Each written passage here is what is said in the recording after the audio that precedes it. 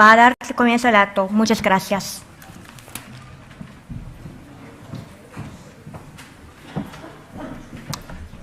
Buenas tardes a todos. En nombre del Instituto de Física Teórica y del Comité de Divulgación Científica, que es quien organiza este acto, doy la bienvenida a todos los que habéis venido aquí. El Instituto de Física Teórica es un centro cuyo objetivo principal es justamente explorar los límites de la física fundamental, el tema de este ciclo de conferencias. La idea básica es asomarnos a esa frontera del conocimiento y no quedarnos con esa información, sino intentar transmitirla a la sociedad. Y de eso trata este ciclo, de hacer una serie de charlas de divulgación científica en la que cubrimos un amplio espectro de temas, que son casi todos los que investigamos en el Instituto de Física Teórica. Es una gran satisfacción ver que de nuevo la sala está llena, como otros años. Es el tercer año consecutivo que celebramos este tipo de actos y me gustaría dar varios agradecimientos. En primer lugar, a la Residencia de Estudiantes por ofrecerse de nuevo a colaborar con nosotros y coorganizar este ciclo de conferencias, darnos toda su ayuda y colaboración para hacerlo. A los organizadores, al Comité de Divulgación Científica y sobre todo a los ponentes que van a dar las charlas y que sé que las han preparado a conciencia y con toda su ilusión y de transmitir su entusiasmo y pasión en estos temas, y sobre todo a todos vosotros que estáis asistiendo a estas charlas. Espero que cumplamos las expectativas y que disfrutéis mucho de ellas. Muchas gracias.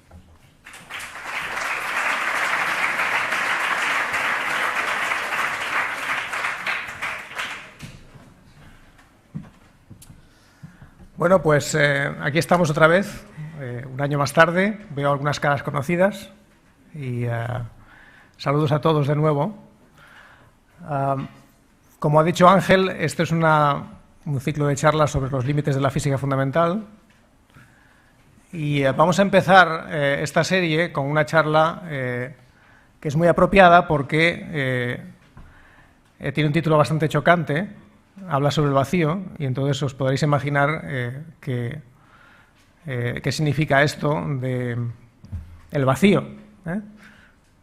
Y una de las sorpresas que os llevaríais es que los físicos de fundamentos nos pasamos casi todo el rato pensando en el vacío.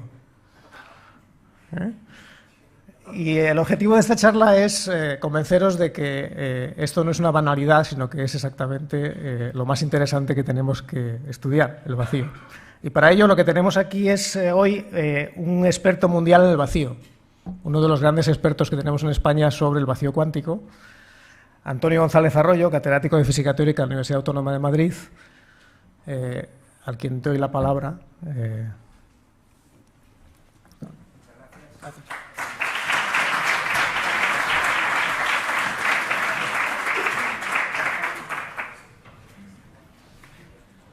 ¿Se oye? ¿Sí? Bueno. Muy bien, soy consciente de que el título es provocativo, precisamente así ha sido elegido. El tema fundamental es sobre el vacío, al que califico de misterioso, pero no se preocupe que no va a ser esto, aquí está el vacío, se acabó la charla, es más complicado que todo esto. Pero lo fundamental, como pueden imaginar, es matizar el concepto de vacío, la definición de vacío que tenemos los físicos de partículas y de cosmología, que difiere de otras acepciones del vacío, algunas coloquiales, vacío de poder, bife de vacío, cosas así. Pero aquí, digamos, voy a buscar primero una definición de vacío que no se corresponde exactamente con la que nosotros tenemos, pero que es ya dentro del campo de la ciencia y la ingeniería, pues lo más próximo, que es la siguiente definición, que es el vacío es lo que hay cuando eliminamos las moléculas y los átomos del espacio. En ese contexto, es decir, con esa definición es como utilizamos la palabra, por ejemplo, alto vacío, sistema de vacío, bomba de vacío, etcétera, etcétera. Bien. Lo primero que voy a hacer es simplemente mostrar qué tan cerca estamos de conseguir experimentalmente, o digamos en el universo, el vacío este. Y veremos que estamos un poquito lejos. En primer lugar, parto de algo que un estudiante podría calcular, un estudiante de bachillerato, que es el número de moléculas que hay en cada metro cúbico de aire o de un fluido. Y vemos que es un número astronómico, son 4 trillones de moléculas, o sea que el punto de partida está bastante lejos de la idea del vacío donde no hay ninguna molécula. Pero, obviamente, el desarrollo experimental consigue que en algunos dispositivos podamos llegar a niveles de vacío muy grandes donde le quitamos muchos ceros al número de moléculas de ese sistema, pero aún así nos quedan bastantes ceros, nos quedan billones de moléculas, o sea, desde cierto punto no conseguimos experimentalmente acercarnos al límite de ninguna molécula. Si miramos en el espacio alrededor, vemos que incluso a nivel de la galaxia, si nos colocamos en promedio, si nos colocamos lejos de las estrellas, pero dentro de la galaxia, el número de moléculas que hay por metro cúbico sigue siendo elevado, aunque mucho más pequeño que el que conseguimos, son 500.000 moléculas por metro cúbico. Y finalmente, ya algo que está bastante próximo de ese vacío, es el promedio en el universo entero, que podemos calcular cuántas moléculas, de hecho en particular sería más bien cuántos protones y neutrones, pero cada molécula contiene al menos varios protones y neutrones, o sea que este número es por exceso. El número de moléculas, o sea, de protones y neutrones, que le llamamos conjuntamente bariones, que hay en el universo en promedio por metro cúbico, que no llega a 1, o sea que estamos cerca ahí del límite, digamos, de cerca del vacío. Pero la cosa hay que cambiarla, la definición hay que matizarla, en el momento que descubrimos que los átomos, pese a su nombre, no son indivisibles, sino que están hechos, ya lo sabemos desde hace bastante tiempo, de partículas, protones, neutrones, electrones. Y obviamente eso hace que podamos eliminar, digamos, los átomos, destruirlos. Si lo calentamos suficientemente podemos eliminar esos átomos y dejarlos en forma de protones, neutrones o núcleos y electrones. Y eso nos obliga a cambiar la definición de vacío de la que acabo de dar a esta otra, donde se sustituye la palabra moléculas, átomos, por la de partículas elementales. O sea que desde ese concepto modificado llamamos vacío al espacio donde no hay ninguna partícula elemental. Bien. ¿Qué tan lejos estamos de eso? Muchísimo peor, porque entre el conjunto de posibles partículas que consideramos que existen están los fotones, que son las partículas que componen la luz. Y podemos, en un sencillo cálculo, estimar cuántos fotones hay, incluso en un recipiente aquí colocado a temperatura ambiente y tapado, donde no dejamos que entre ninguna luz. A pesar de que no entre ninguna luz, está totalmente a oscuras, aparentemente para nuestros ojos, hay todavía 400 billones de fotones en ese recipiente. El problema es que incluso en el universo, el promedio también lo podemos calcular, lo conocemos con mucha precisión, sabemos cuántos fotones hay en promedio en el universo y el número en este caso es muchísimo mayor que el que hemos visto de protones o neutrones, es 400 millones de fotones por metro cúbico. De manera que la conclusión es que, bueno, el espacio no está nada vacío y esa es la situación. Porque además hay que añadir a lo que yo he contado, que son los fotones, pues que hay otras partículas que forman los rayos cósmicos y en particular los neutrinos, de los cuales va a versar la conferencia siguiente, que también son muy numerosos en el universo y por lo tanto... Y luego tenemos otras partículas que no sabemos lo que son las partículas de materia oscura, que no conocemos cuántas partículas hay, pero sí que sabemos que su contribución a la energía del universo es bastante mayor que la de las partículas de protones y neutrones. Bueno, es un factor 6, 7. Bien. Obviamente voy a partir de ahí, pero lo voy a modificar, porque en el título de mi charla se hablaba de la física cuántica, cómo la física cuántica modifica la noción de vacío. También he mencionado la cosmología, que aparecerá al final. Bueno, antes de llegar a la física cuántica voy a dar la descripción de la naturaleza, como la imagen que teníamos de la naturaleza antes del advenimiento de la mecánica cuántica o de la física cuántica. Es a la que se había llegado después de mucho esfuerzo y mucha experimentación y muchas ideas a finales del siglo XIX y principios del siglo XX. Básicamente, a mí me gusta especificarlo de esta manera, que por un lado tenemos lo que constituye la materia, lo que consideramos que era la materia, y en ese momento ya había triunfado claramente la idea atomista, según la cual toda la materia está hecha de cosas individuales, de los átomos, Y aunque lo sustituyamos la palabra átomos por partículas, sigue siendo lo mismo, porque la característica fundamental de esa materia es que se puede contar, se puede utilizar los números enteros 0, 1, 2, 3, 4 para contar cuántos átomos hay, cuántas moléculas, como he hecho en la transparencia anterior. Por otro lado, esas partículas o esos átomos tienen propiedades, y esas propiedades, en la final del siglo XIX, pensábamos que toman cualquier valor posible. Por ejemplo, la posición, la velocidad o la energía de esas partículas puede ser cualquiera, cualquier número es válido. Entonces, esa es la situación que había antes de que viniera la mecánica cuántica, la física cuántica, pero que cambia radicalmente cuando aparece la física cuántica.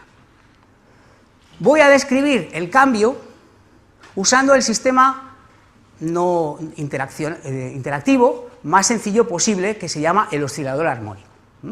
El oscilador armónico describe un sistema físico en el cual el sistema está en equilibrio, pero lo podemos deformar un poquito del equilibrio. Por ejemplo, un balón de fútbol que le apretamos, y entonces conseguimos vencer un poco la resistencia, y luego, si lo dejamos salir, vuelve otra vez a la forma esférica inicial. Lo mismo una rueda de bicicleta o cualquier cosa. Para poder deformar el balón de fútbol o la rueda de la bicicleta necesitamos proporcionarle una energía, y esa energía tiene que ser tanto mayor cuanto más queramos, podemos comprobarlo en la experiencia cotidiana, queramos deformar, digamos, la forma natural, que sería la de equilibrio, que tiene ese objeto. Bien, entonces, ese sistema, digamos, se caracteriza porque la energía tiene dos partes. Una parte es la que acabo de describir, la energía que hay que darle al sistema para deformarlo. Para deformarlo hay que darle una energía que es proporcional al cuadrado de la deformación. A esas energías se le llama la energía potencial.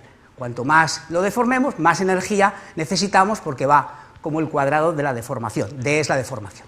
Por otro lado, hay un término que muchos conocéis, la energía cinética, que tienen los cuerpos cuando se mueven. Entonces, la energía total del sistema es la suma de esas dos cantidades positivas, que son, por un lado, la energía cinética y por otro lado, la energía potencial. La energía potencial está aquí pintada como una parábola, que es la forma que tiene, cuando lo desplazas sube, como el cuadrado. Bien.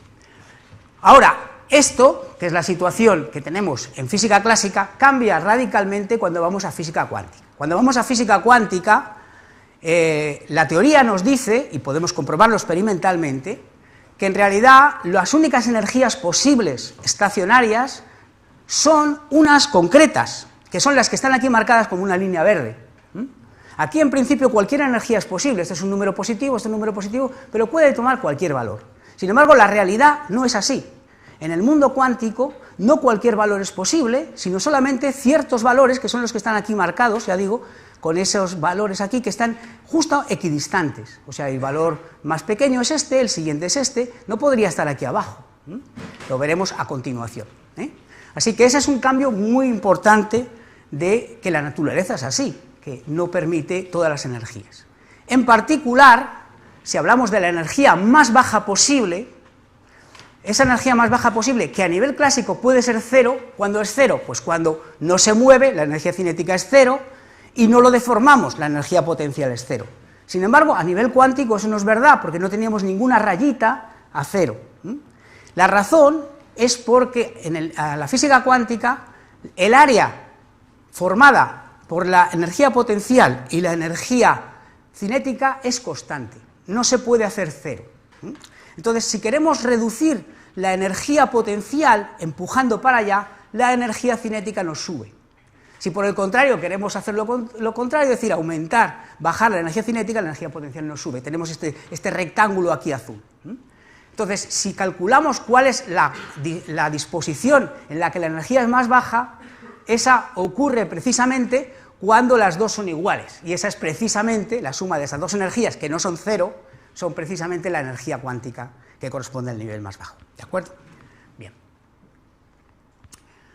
Ahora voy a introducir un objeto nuevo, que ya apareció en física clásica, pero que juega un papel muy importante en la física de partículas, en nuestra imagen de la naturaleza actual, el campo. No es este campo, por supuesto, muy bonito, es algo que tiene el nombre y que también tenemos que darle una definición precisa. ¿Qué es ese campo? Bueno, el campo es un objeto extenso porque está en todas partes. Es algo que ocupa todo el espacio y todo el tiempo. Está ahí en todas partes. Bien. ¿Por qué apareció la noción de campo? Bueno, la noción de campo se introdujo a nivel clásico. ¿Y qué hacía el campo? ¿Qué pintaba el campo? Pues el campo era como el transmisor, el mensajero de las interacciones de las partículas. Yo tengo una partícula en un sitio y esa partícula, para afectar a otra, que está en otro sitio, tiene que llegarle la señal de que está ahí a la otra partícula. Bueno, pues digamos que la manera en la cual uno puede describir ese mecanismo es con un intermediario, el campo. La partícula primera deforma el campo y ese campo viaja hasta la otra partícula y la deforma. El tipo de campos que se conocía en aquel momento, pues por ejemplo el campo gravitatorio puede funcionar así, el campo eléctrico, el campo magnético, se conocía en el siglo XIX, pues era ese mediador de las interacciones tanto gravitatorias como eléctricas, magnéticas, entre las partículas. La imagen que nos podemos hacer es la de un estanque. Si tiramos una piedra en un sitio y tenemos en otro sitio pues un barquito o lo que sea, lo que hace no es inmediato. La piedra que tiras en un sitio crea unas olas, las olas viajan y llegan hasta el barquito y entonces el otro lo nota, el barquito se mueve como efecto de esas olas.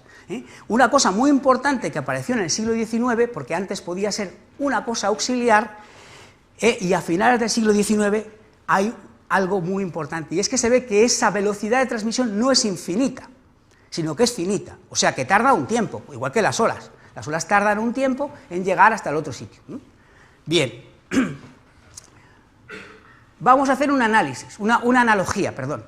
Se parece todo mucho al caso del aire y la propagación de las ondas del sonido. Cuando tenemos un fluido, por ejemplo el aire, y podemos tener una cosa que aquí es representado con un altavoz, que es una fuente de sonido. Lo que hace realmente el altavoz es producir variaciones en la presión del aire.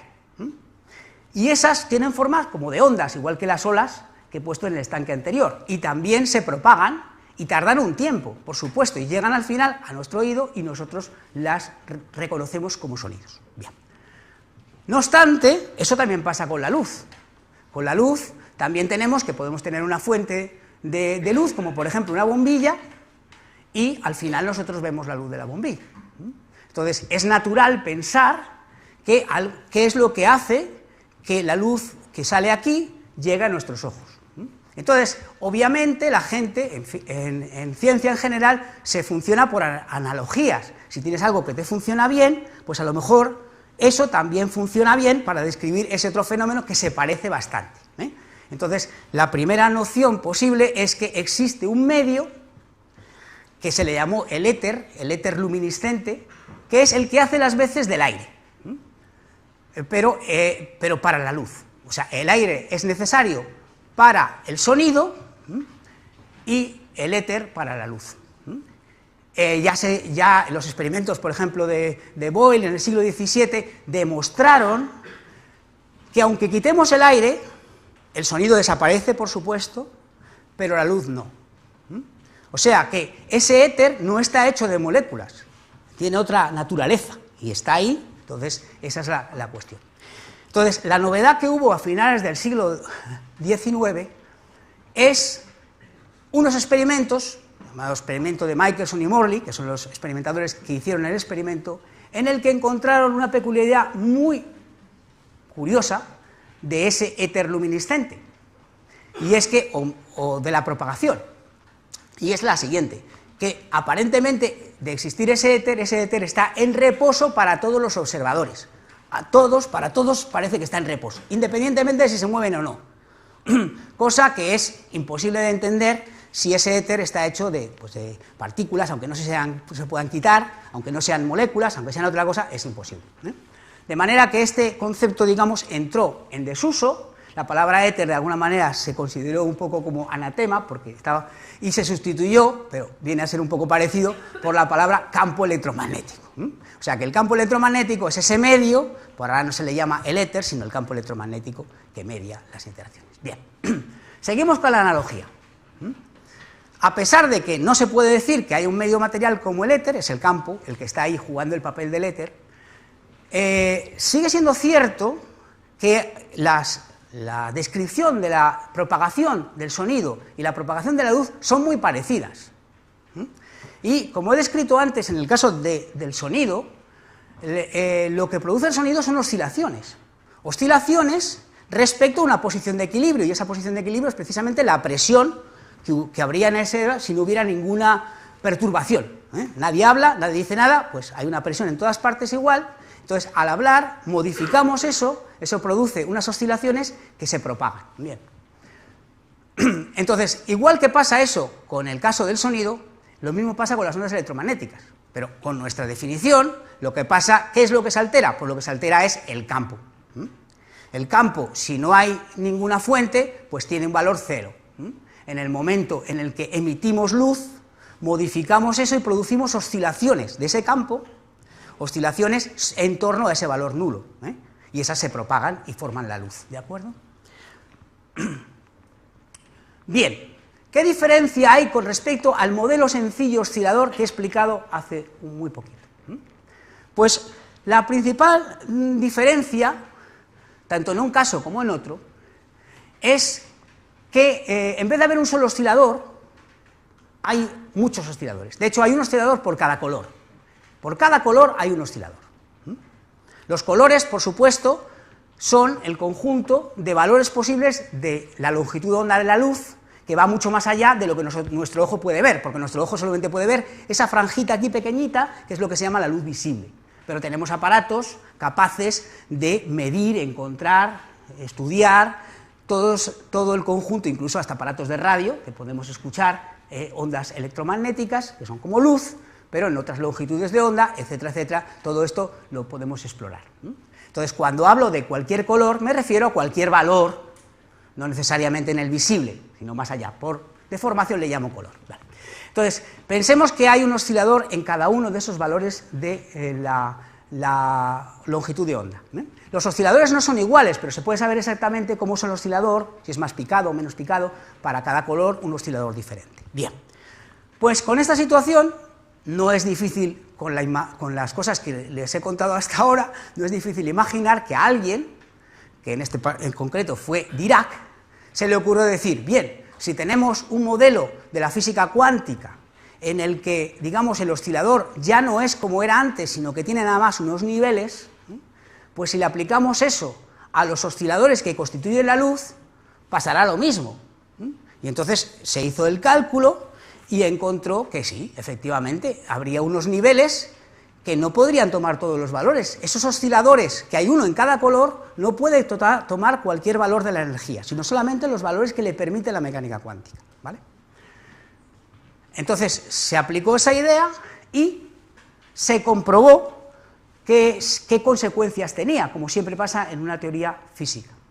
Y las consecuencias casi inmediatas fueron revolucionarias y muy positivas, porque muchas cosas que no se entendían, en particular la propia existencia de los fotones, se comprendió.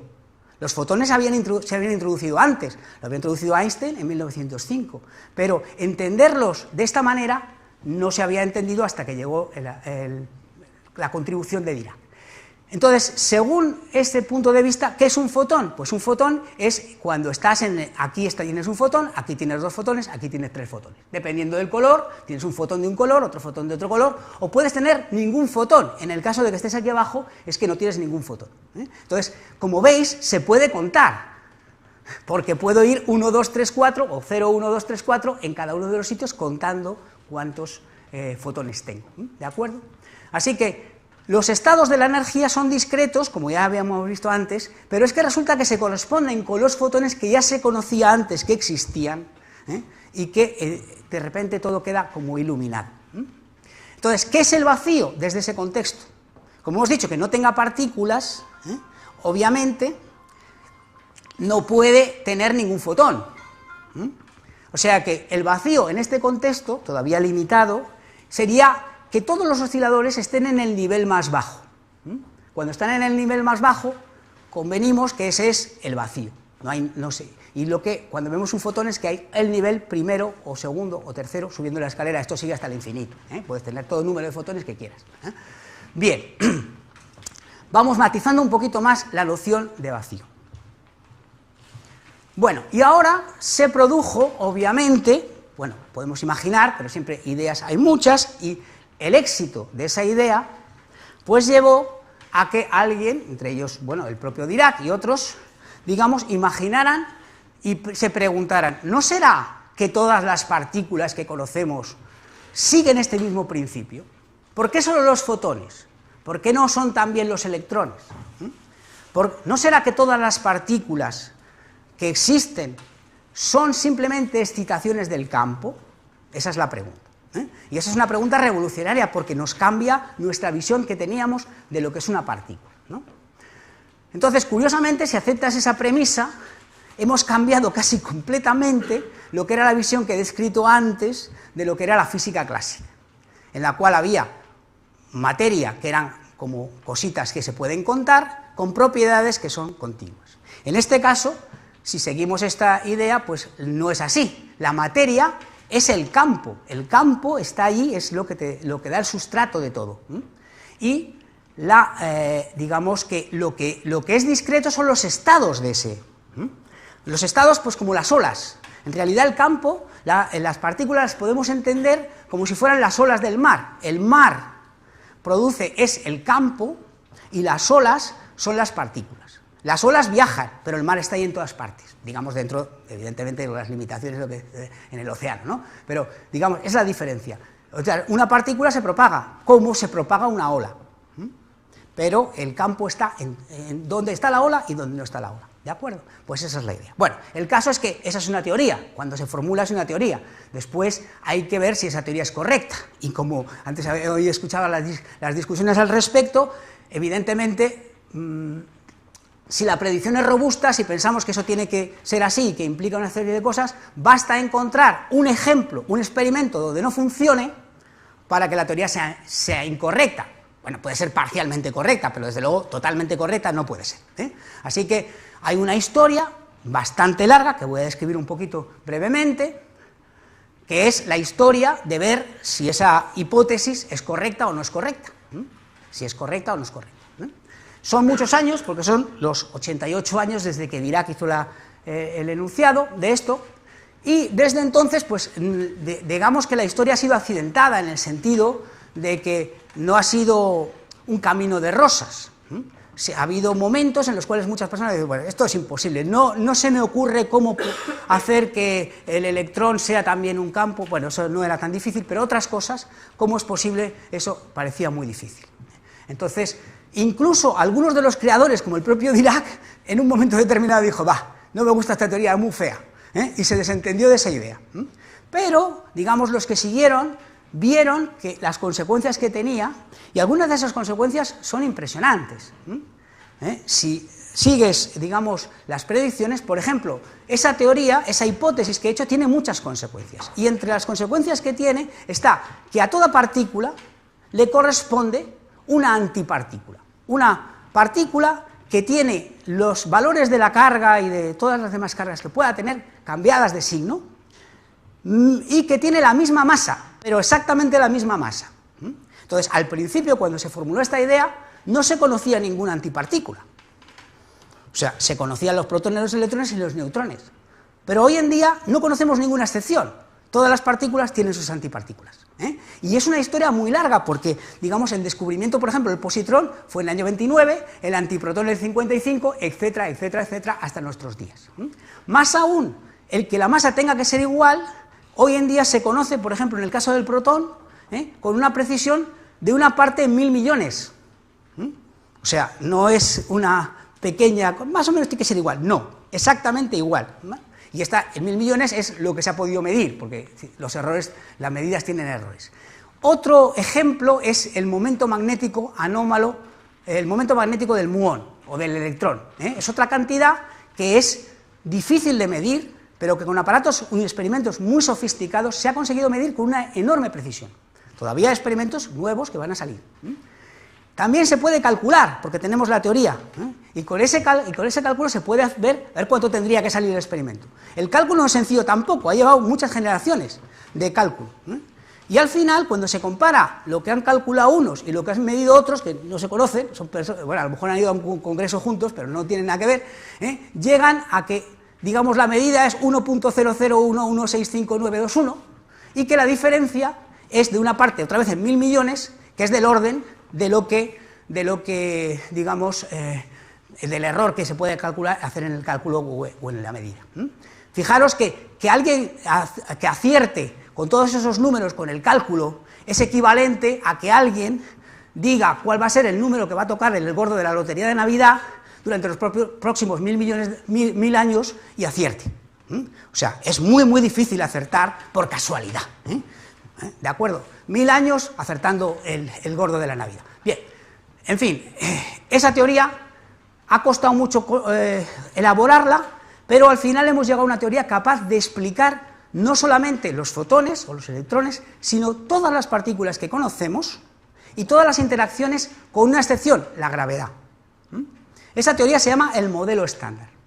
Las interacciones, muchos las conocéis, entre las partículas son las interacciones electromagnéticas, como las que he descrito antes, que tienen esa, que explican pues casi todos los fenómenos, digamos, a nuestra escala, como por ejemplo la existencia de los átomos, moléculas, las reacciones químicas, la existencia de los materiales. Las interacciones débiles, cuya constancia no es obvia, pero que se manifiestan a través de procesos de desintegración de núcleos, también son importantes en la generación de energía de las estrellas, y las interacciones fuertes, que son las que son responsables de que existan los propios núcleos y también hasta los protones. O sea, que son esenciales para el mundo, para que el mundo sea como es, ¿no? Bien, voy a hacer una rápida... voy a describir un poco el modelo estándar y voy a hacer un rápido paso por la historia para describir cómo hemos llegado hasta aquí. Este es el modelo estándar. Como os podéis imaginar, lo que tengo en el modelo estándar son campos. El punto de partida son campos. ¿Y cuántos campos hay? Unos poquitos. Los campos que hay son estos que están aquí en esta tabla, y también hay unos campos iguales a estos que son las antipartículas, los anticampos, ¿vale? Pero no los pongo porque están replicados de estos de aquí. Bien. Entonces, estos campos son, por un lado, los campos de los quarks, que habéis oído mucho hablar de ellos, el quark up, el quark down, el quark charm, el quark strange, los nombres son del inglés, arriba, abajo, encantado, extraño, arriba y abajo otra vez, ¿no? O sea, no, parte de arriba y parte de abajo, top y bottom. Por otro lado tenemos, digamos, lo que son los leptones, que llamamos los leptones, que son campos correspondientes a los neutrinos, de los que oiréis hablar en la próxima conferencia, que hay de estos tres tipos, y los correspondientes leptones cargados, como son el electrón, el muón y el tau. El electrón y estos son necesarios para hacer los átomos. Bien, y luego aparte tenemos los campos de fuerza. Los campos de fuerza, entre ellos tenemos al campo electromagnético, que aquí representado por esta gamma, que le podemos decir el fotón o el campo electromagnético. Hay unos campos para las interacciones débiles, que son el W y el Z, y hay unos campos también para las interacciones fuertes, que son lo que llamamos los gluones. O sea, que son unos poquitos campos.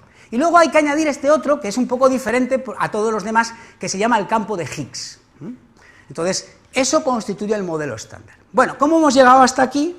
Voy a describir muy rápidamente la historia. Bien.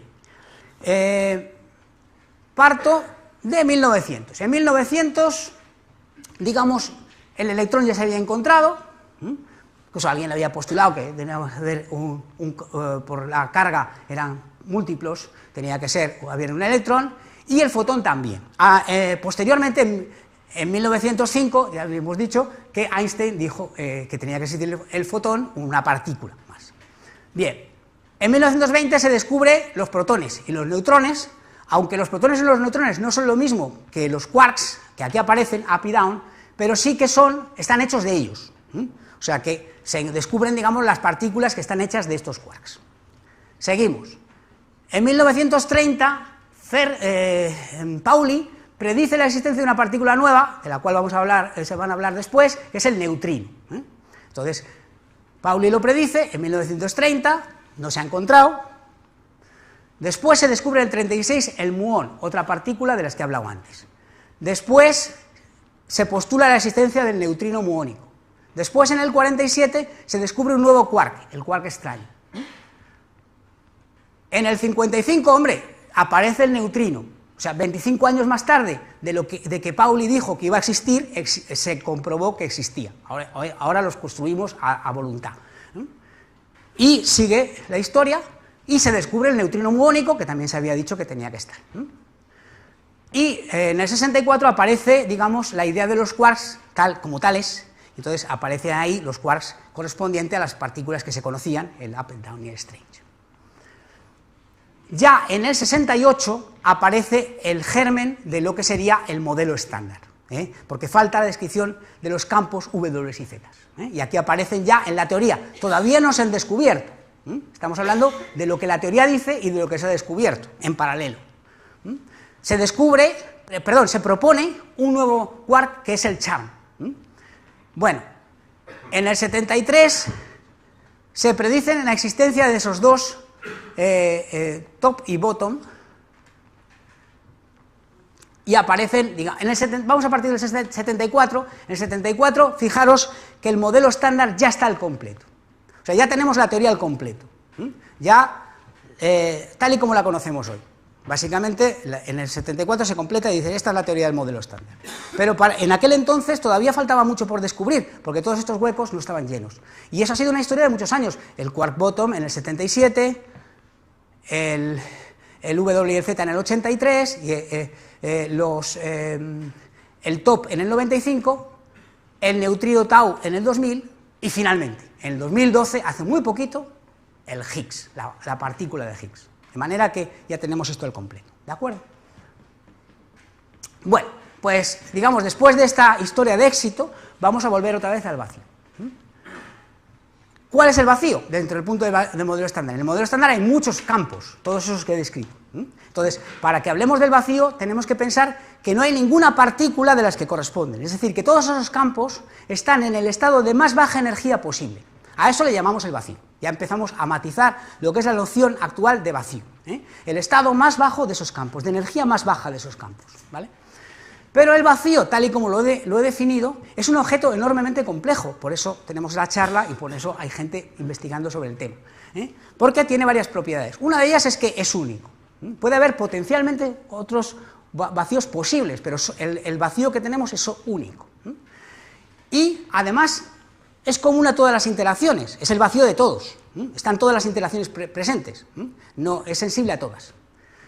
Por otro lado, una cosa que ocurre es que si supiéramos el vacío al 100%, si conociéramos todas las medidas sobre el vacío, lo sabríamos todo, porque todas las formulaciones que hacemos para investigar propiedades de la teoría casi siempre es midiendo propiedades o perturbando el vacío. Perturbando el vacío sacamos toda la información. O sea que el vacío nos puede proporcionar mucho si lo conocemos en detalle. El problema es que es un objeto muy complejo. Y para dar idea de que es muy complejo, pues voy a hablar de una de la serie de preguntas que hoy en día están abiertas, de preguntas, algunas muy difíciles, algunas de las más importantes, que se refieren al vacío, que están relacionadas con propiedades del vacío. Veréis que son realmente incógnitas importantísimas de nuestro conocimiento del mundo.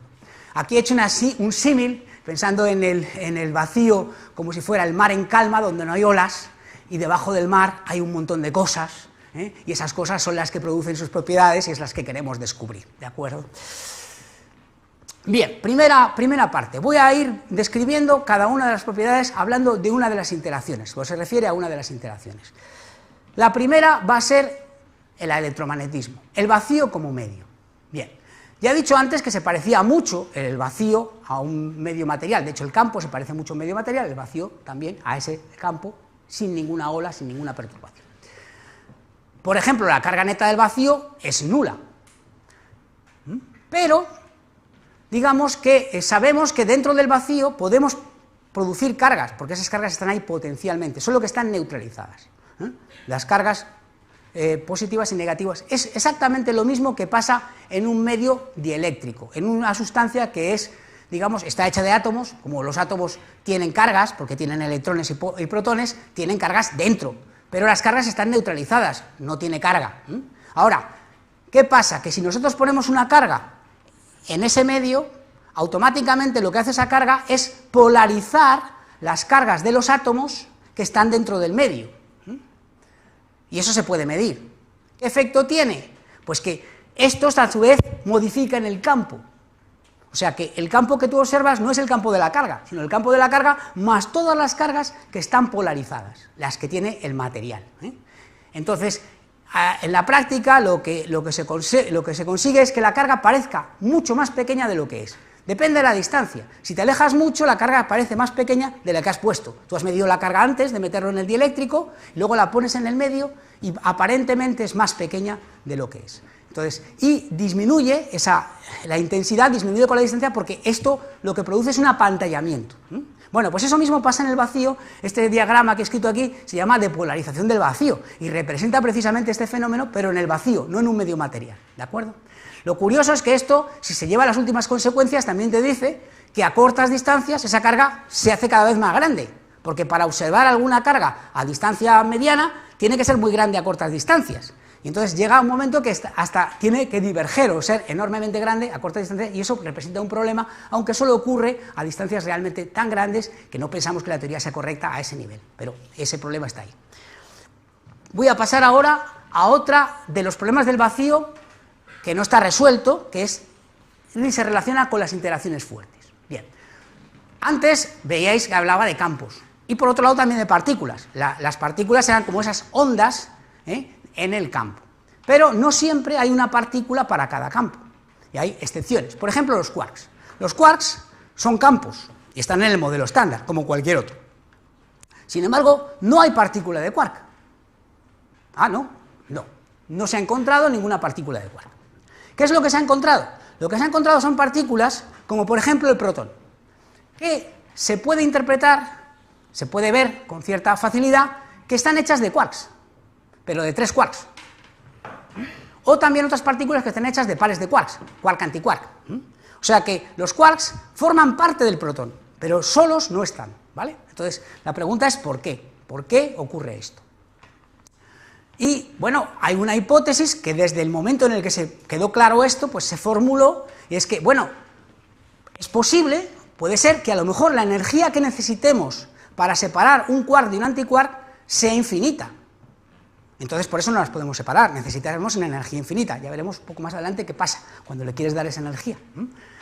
A ese fenómeno se le llama el confinamiento de los quarks. O sea, cuando hablamos del confinamiento de los quarks, se trata de que esa energía crece hasta el infinito y no podemos separar un quark de un antiquark, o los quarks que forman un protón, separarlos entre sí para tener un solo quark. Bien, ¿ocurre o no? Tenemos la teoría, tenemos el modelo estándar. Tenemos una cosa que tiene que pasar. ¿Pasa o no pasa? Pues, desgraciadamente, las cosas no son tan sencillas porque la teoría es muy complicada. Y algunos fenómenos que se relacionan con la estructura del vacío son tan complicados que no hemos sido capaces de demostrar que efectivamente eso ocurre.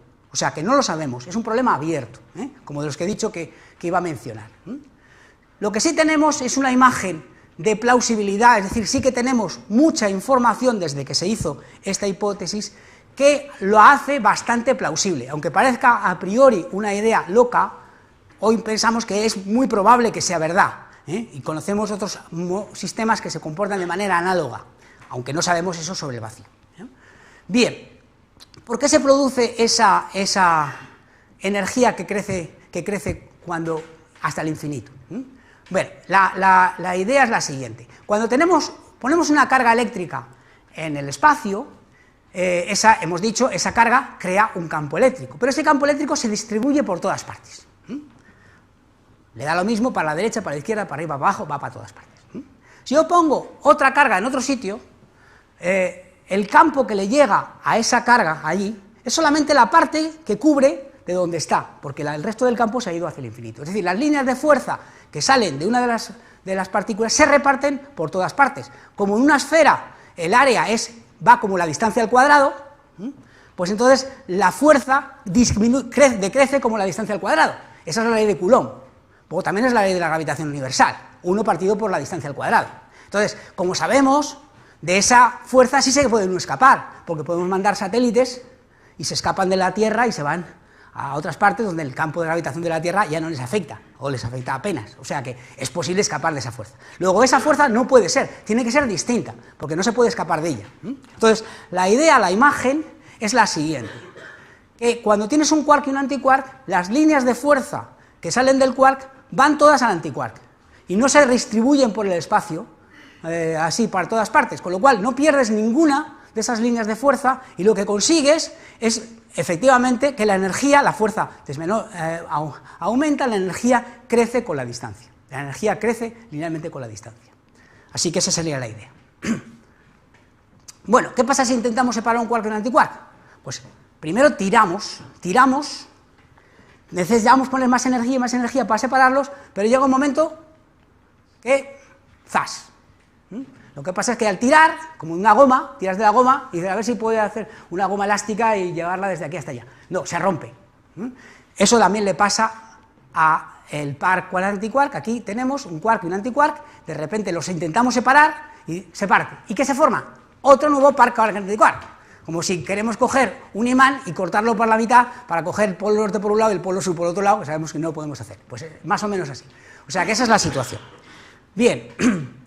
¿Qué podemos decir? Bueno, que hoy en día podemos estudiar este problema, pero requiere de los ordenadores más potentes disponibles, y hay muchos equipos de gente intentando investigar si ese problema es correcto o no y cómo funciona. Y bueno, aquí muestro una simulación de uno de esos grupos, un grupo en Australia, que muestra una especie de imagen de lo que sería el vacío que corresponde con la producción, que produce, digamos, el efecto que queremos. Quizás más interesante es esta imagen, donde se ve como el separar el quark y el antiquark, que es una simulación en el ordenador, no es un experimento, con la teoría en la cual se ve que se forma ese tubo, que es precisamente lo que estamos diciendo, y que impide que se puedan separar el quark y el antiquark del sistema. ¿De acuerdo? Pues, digamos, esa es la situación actual. Paso a lo siguiente, el siguiente paso. El vacío y las interacciones débiles. Ya he pasado por las electromagnéticas y por las fuertes. Ahora voy a hablar de las interacciones débiles. Bien. El potencial del campo de Higgs es muy distinto al potencial de un oscilador armónico, que le he puesto antes, que era una parábola, salía en cero y iba así. Pues no. ¿Qué es lo que lo hace diferente? Pues fijaros aquí, esta es la energía potencial del Higgs. Esa es la energía potencial del Higgs. Entonces, lo que podéis ver, lo más importante, a efectos de lo que yo quiero decir, es que el valor donde la energía es más pequeña, obviamente es donde vamos a tener el vacío, donde la energía es más pequeña, el campo no vale cero. Es diferente, por ejemplo, en el electromagnetismo. La carga eléctrica es nula en el vacío, pero en el campo de Higgs no ocurre. En el vacío, es decir, el estado que tiene menos energía, el campo de Higgs no es nulo. Pero eso es precisamente algo bueno, porque eso es lo que necesitamos. Y por eso la teoría funciona. Porque si no fuera así, las partículas que conocemos, el W y el Z que hablé antes, los leptones, los quarks, irían a la velocidad de la luz, y por lo tanto tendrían masa cero. Entonces lo que hace ese campo de Higgs, que está en todas partes, es como una especie de rozamiento. Un rozamiento que hace que al propagarse esas partículas no vayan a la velocidad de la luz, vayan a velocidades inferiores a la velocidad de la luz, y por lo tanto tienen que tener una masa más pequeña, no puede ser, más grande que, o sea, no puede ser cero la masa, porque si no irían a la velocidad de la luz. O sea que el fenómeno mediante el cual los quarks, los leptones, los W, los Z adquieren la masa es por ese rozamiento con el campo de Higgs del vacío, porque el vacío tiene un valor no nulo del campo de Higgs. Si fuera nulo, no ocurriría. Bien, es muy similar a lo que pasa con el índice de refracción de un medio. La luz, en el vacío podemos medir la velocidad que tiene, pero si medimos la velocidad de la luz en un medio, por ejemplo en un cristal, vemos que esa velocidad de la luz no es la misma. Y la razón es que la luz, cuando se va propagando en el medio, va interaccionando, o sea, rozando con ese medio, y eso produce una ralentización de la luz, y esa diferencia entre el cociente entre las dos velocidades es lo que llamamos el índice de refracción.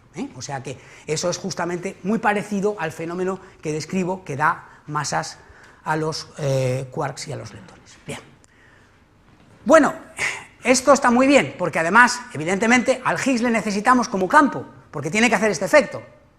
Por eso, la teoría decide, bueno, pero es que también tiene que haber una partícula de Higgs, porque lo dice la teoría.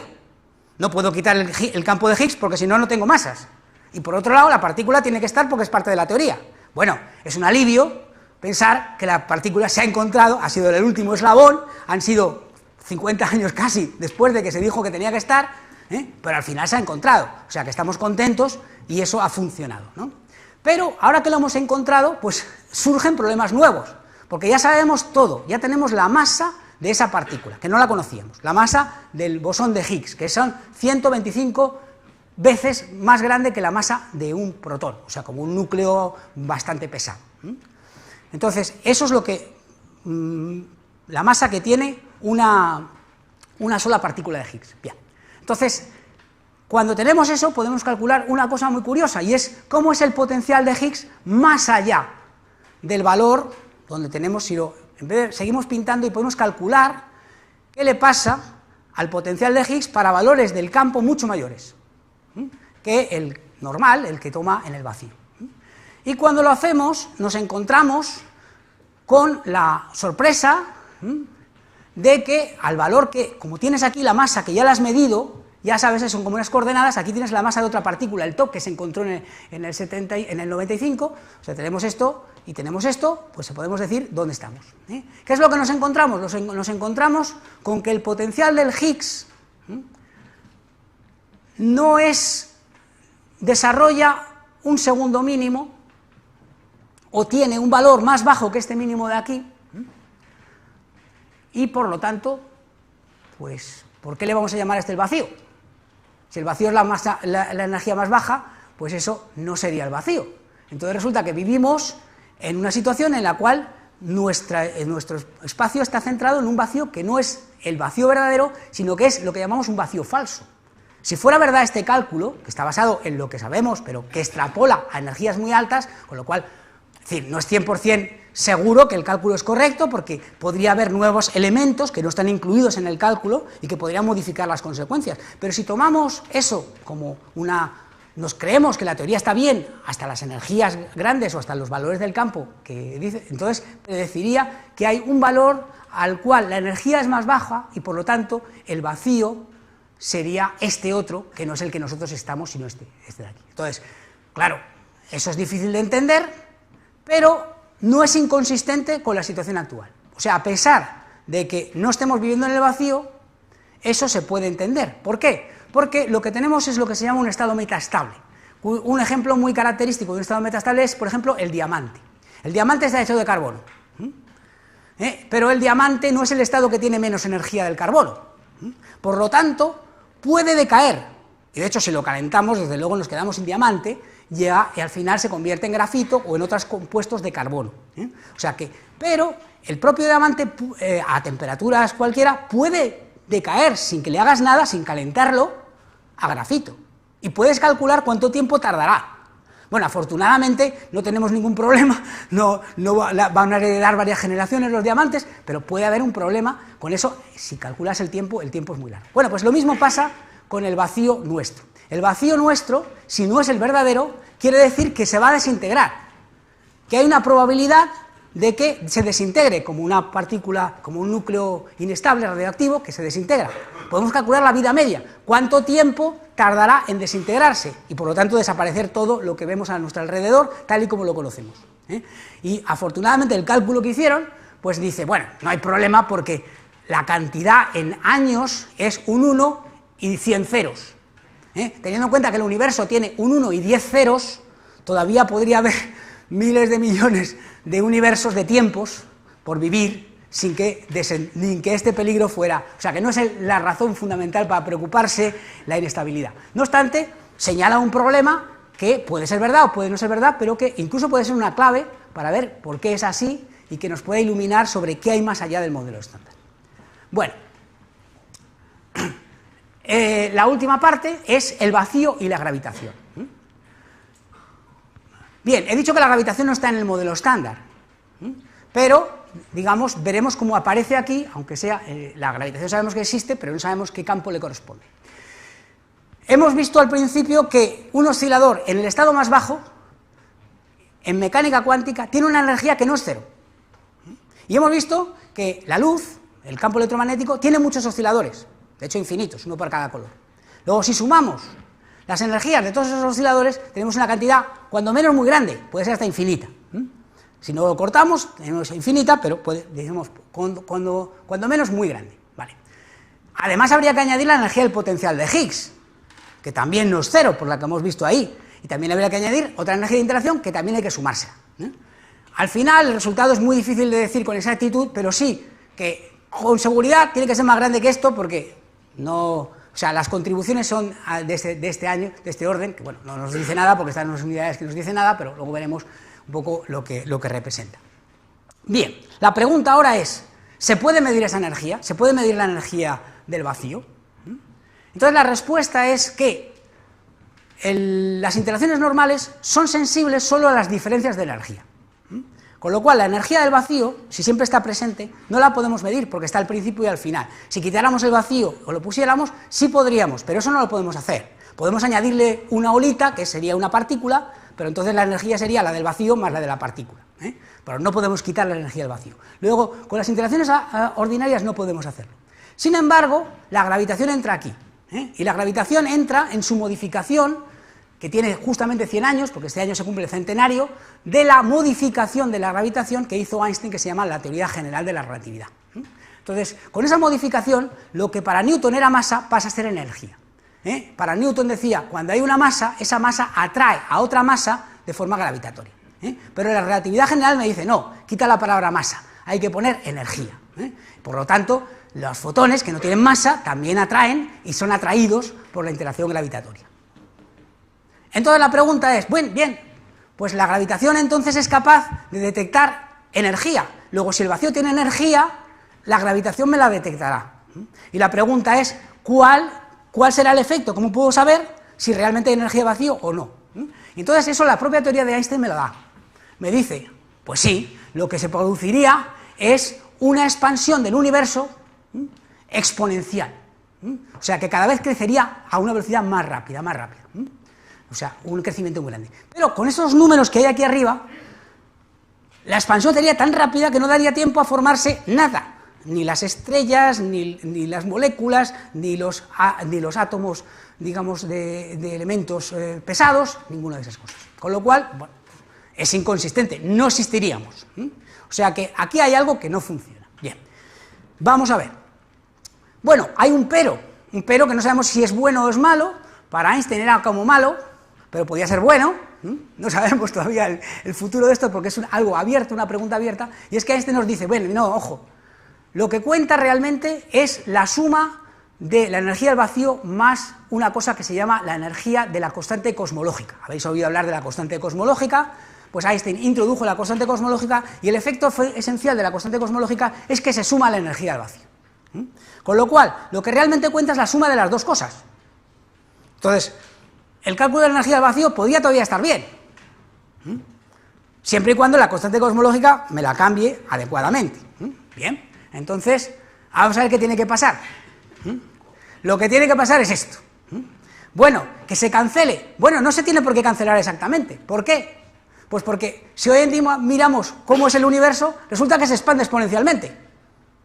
O sea que tenemos una energía del vacío, o lo parece.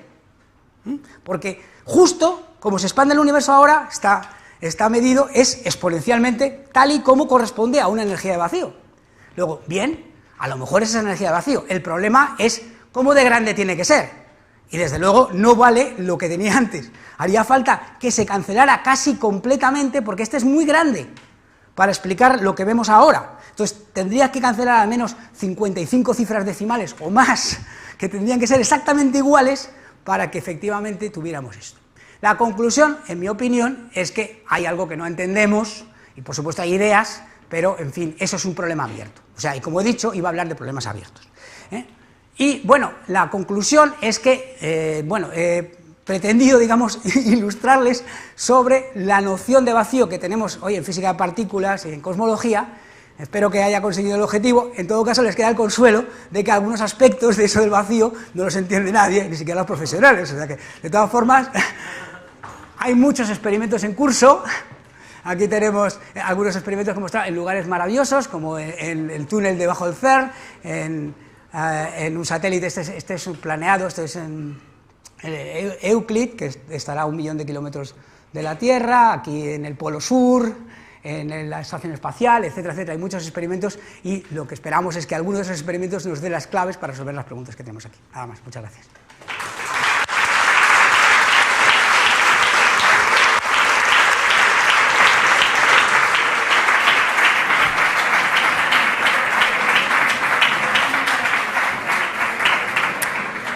Bueno, muchas gracias a Tony por esta magnífica charla. Espero que os haya disipado las dudas acerca de la miga que tiene el vacío, ¿eh?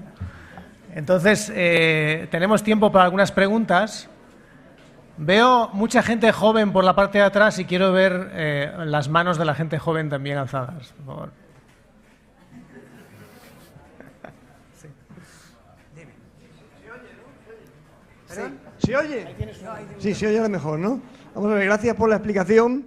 No es que haya entendido todo, puedo decir mejor que sigo igual de confuso, pero a un nivel más alto, ¿no? Pero hay entonces, aclarado más o menos de qué va el modelo estándar. Digo, hay otra cosa de que se habla mucho, que es la teoría de cuerdas. ¿De qué va? ¿Qué tiene que ver con esto? Vale. En dos palabras, ¿eh? Es decir, es lo mismo, es complementario. Sí, ahora se lo digo. Bueno, vamos a ver. En lo que yo he explicado lo que es el modelo estándar y lo que es capaz de predecir. Y entre las cosas que no era capaz de predecir o que no es capaz de estudiar es la gravitación. Entonces, el modelo estándar, tenemos evidencia de distinta fuente de que no es completo, no es una última palabra. Por un lado, no incluye la gravitación, y por otro lado, hay algunas otras cuestiones, como por ejemplo la existencia de materia oscura, que el modelo estándar tal cual no lo explica, las oscilaciones de neutrinos, es decir, hay una serie de cosas que no entran dentro del modelo estándar. Entonces, en particular, el tema de la gravitación, pues no sabemos qué hay. Estamos como en el principio, como si nos remontáramos al pasado, donde hay muchas hipótesis, y una de esas hipótesis, y quizás una de las que ha tenido pues más éxito en cuanto a que hay más gente, digamos, que cree que tiene visos de ser la correcta, es la teoría de cuerdas. O sea que la teoría de cuerdas es el intento de ir más allá del modelo estándar e incluir la gravitación también en el modelo estándar. Lo que pasa es que cambia un poco porque se basa en una cuerda, o sea que es distinto, pero bueno, es una extensión. A esto le llamamos extensiones del modelo estándar, y una de ellas es, digamos, la teoría de cuerdas. Vale, gracias.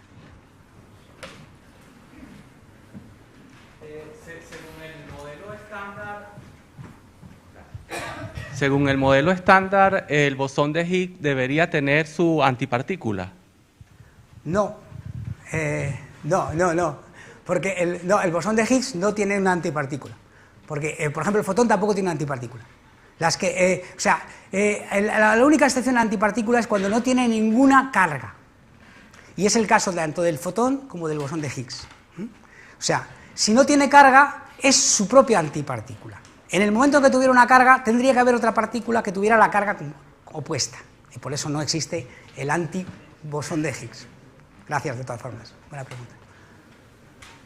Hay una pregunta por ahí atrás. Ahí. Hay una...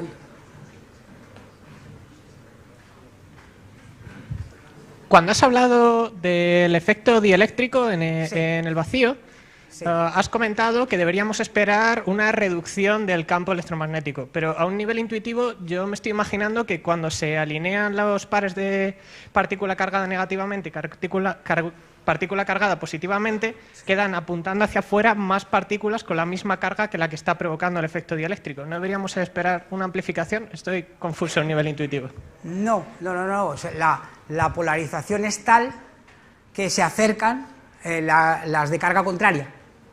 Por lo tanto, el efecto que crea ese dipolo es el contrario a la carga que pones. Si pones una carga positiva, lo que consigues es que la carga negativa se acerque a ella y la positiva se aleje. Entonces, de esa manera, digamos, sobre otra carga que la veas, ve la negativa más lejos y la positiva más cerca. O sea que el efecto, digamos, se reduce. Sí. De todas formas, hay un fenómeno, en otro caso, que puede haber amplificación. En algunos casos puede haber lo contrario, antiapantallamiento.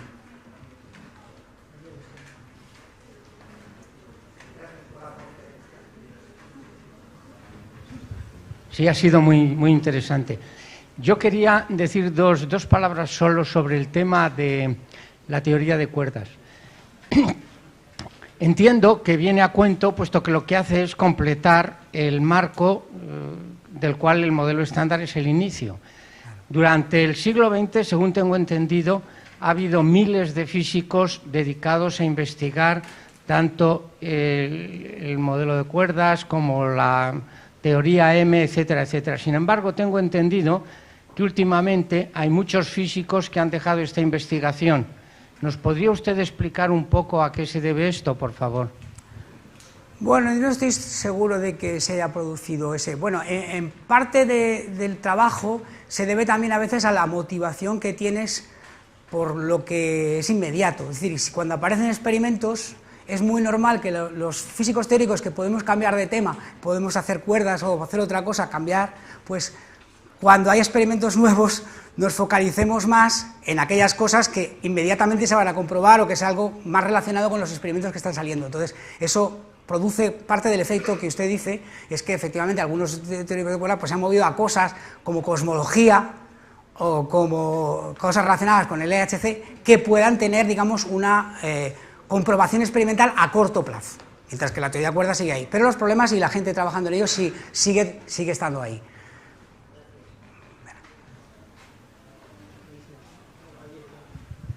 ¿Qué tal? Buenas tardes. Hola, buenas. Muchas gracias por su charla, me ha ilustrado bastante.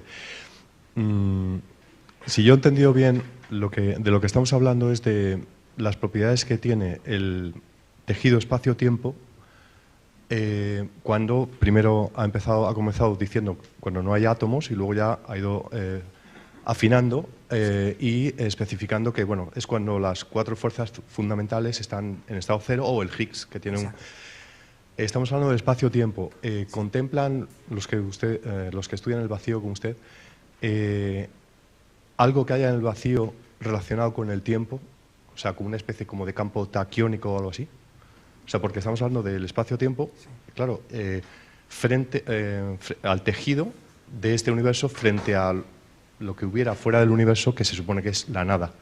Entonces, ¿contemplan algo relacionado con la cuarta dimensión? Bueno, con más dimensiones, sí, claro, por supuesto. O sea, hay muchas teorías que, porque, bueno, los límites de la imaginación son muy grandes y los científicos especulan y pueden tener ideas y luego lo que tienen que hacer es confrontarlos con la realidad. Por un lado lo confrontan con lo que ya se conoce y si directamente se ve que no es compatible con lo que se conoce, pues lo tiran a la basura y ni siquiera lo publican.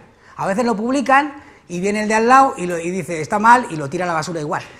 Pero hay veces que esas cosas sí que son compatibles porque puede haber hipótesis que sean compatibles con lo que se observa, por ejemplo, que haya una partícula mucho más masiva que no se ha podido producir, pues eso podría ser, como no se ha podido producir, podría existir. Entonces, en ese caso, digamos, las teorías pueden existir y podrían quedarse un tiempo hasta que sean comprobadas. En el caso de las dimensiones extras, por supuesto que tenemos que explicar por qué esas dimensiones extras no se observan. Entonces, todos los modelos, que hay varios, en particular teoría de cuerdas, que dice que en realidad hay más dimensiones, te da una razón por la cual nosotros no observamos más que las 4 dimensiones, el tiempo y las 3 dimensiones espaciales. O sea, pero teorías hay muchas que extienden el número de dimensiones del espacio. Y están por comprobar, por supuesto. Hay predicciones concretas que hacen que esa teoría sea diferente de otra teoría.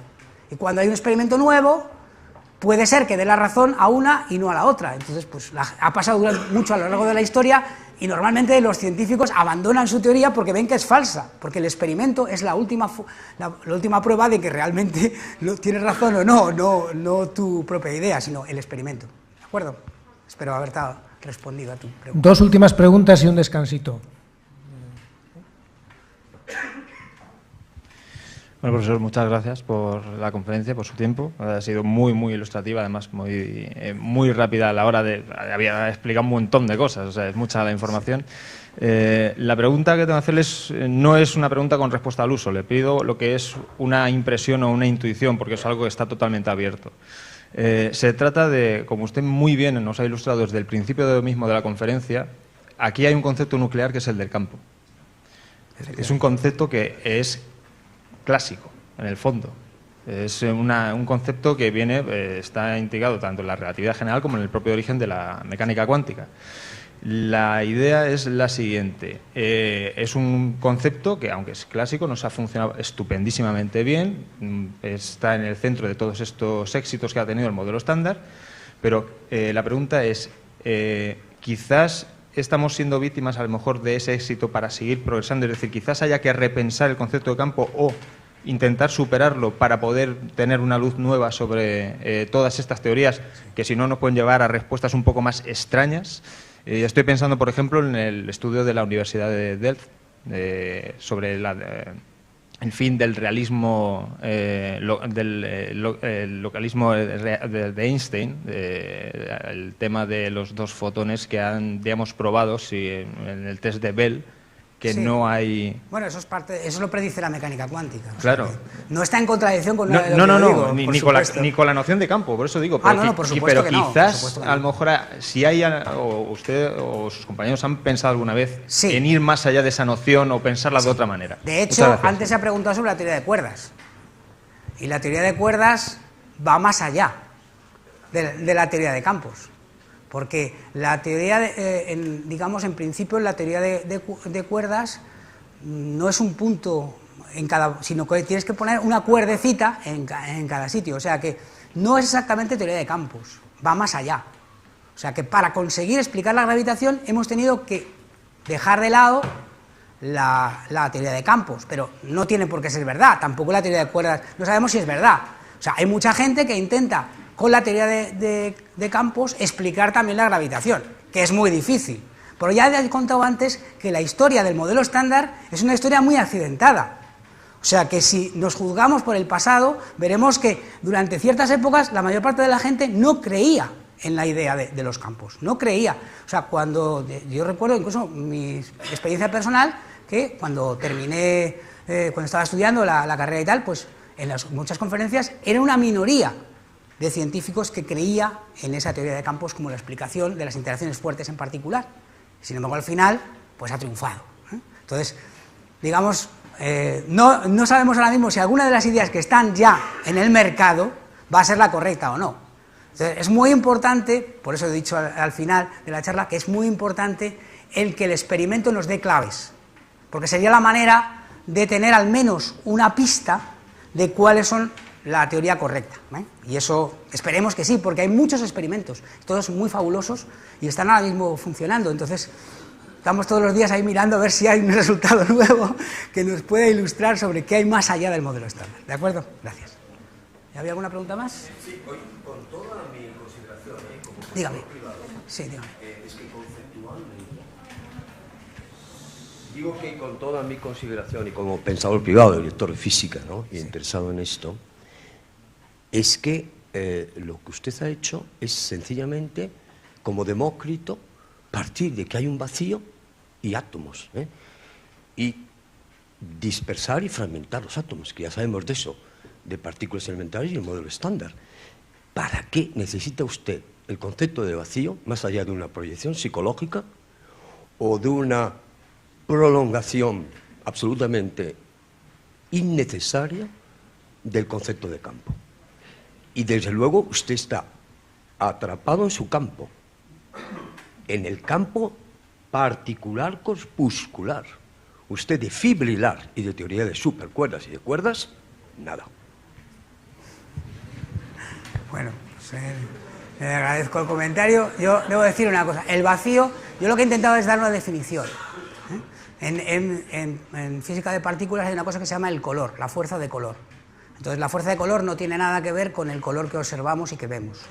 Entonces los conceptos, los términos tienen una definición precisa y a veces otras definiciones pues pueden no corresponder con esa. Entonces yo he definido lo que entendemos por vacío, no yo, sino toda la colectividad. Lo que he contado aquí es lo que es el pensamiento, sí, pues se lo pueden comprobar mis compañeros, es el pensamiento de la comunidad científica de ese tema sobre los problemas pendientes.